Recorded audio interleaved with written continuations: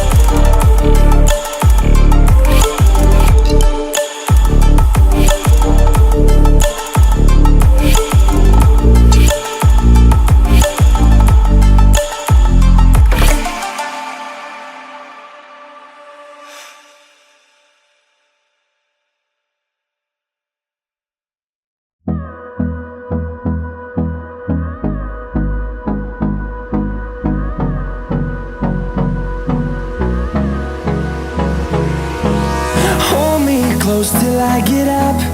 Time is barely on our side. I don't wanna waste what's left.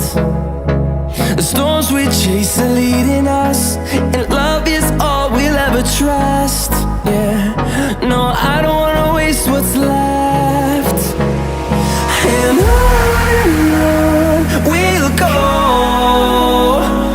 through the wastelands, through the highways. లైక్ల కోసం subscribes కోసం చేయట్లేదు. ప్రతి ఒక్కరికి ఈ విషయం తెలియాలి. ప్రతి ఒక్కరూ ప్రేయర్ చేయండి.